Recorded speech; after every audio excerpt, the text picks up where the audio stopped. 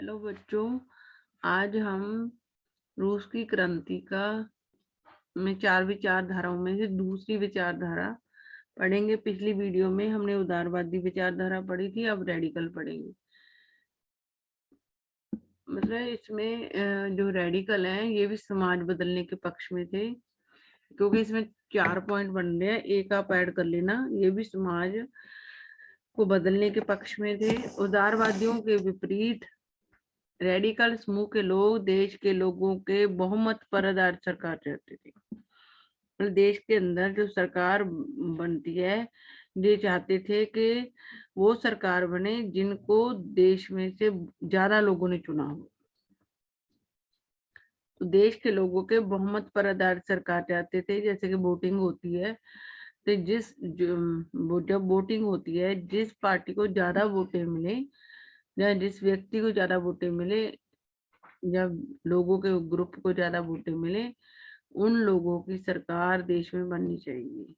वैसे तो पार्टियां होती हैं, राजनीतिक पार्टियां, जैसे हमारे देश में कांग्रेस है, बीजेपी है, आम आदमी पार्टी है, बीएसपी है, समाजवादी है।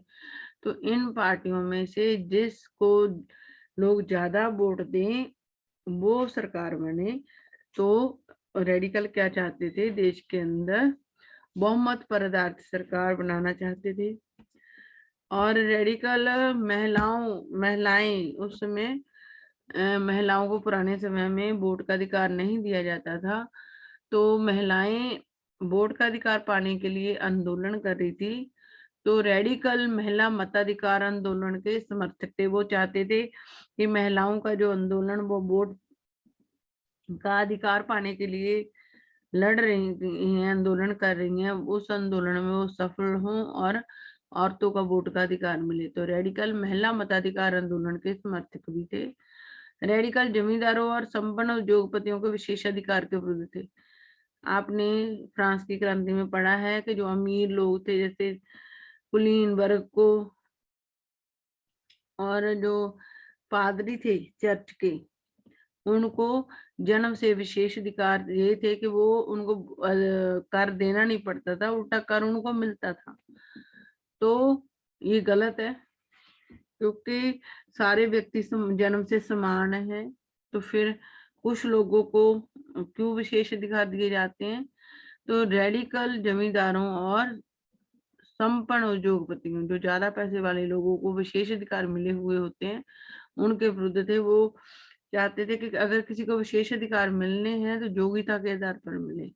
तो ये लोग रेडिकल जमींदारों और संपन्न उद्योगपतियों के विशेषाधिकार के विरुद्ध थे।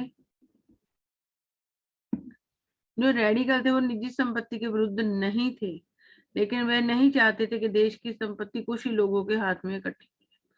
जब ये निजी संपत्ति के पक्ष में है, तो इट मीन जो व्यक्ति के पास ज्यादा संपत्ति होगी तो धीरे धीरे वो कोई ना कोई काम करके उसको और ज्यादा बढ़ाने की कोशिश करेगा।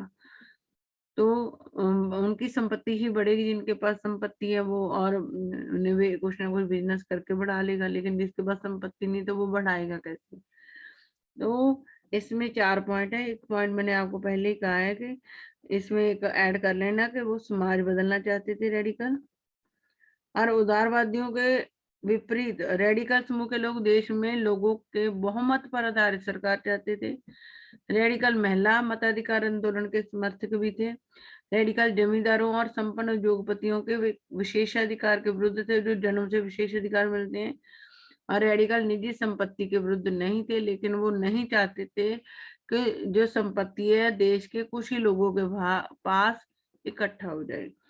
और ये आपके 4 पॉइंट है। एक आपने शुरू में लिखना है कि वो समाज में बदलाव चाहते थे। तो सभी बच्चे इन 5 पॉइंटों को बार बार इस वीडियो के थ्रू सुनोगे और फिर लिख के भी देखोगे, तो आपका 5 पॉइंट का ये क्वेश्चन पूरा हो जाएगा। तो अगली विचारधारा है मैं आपको अगली वीडियो में पढ़ाऊंगी। और मेरे चैनल को लाइक सब्सक्राइब करना मत भूलना।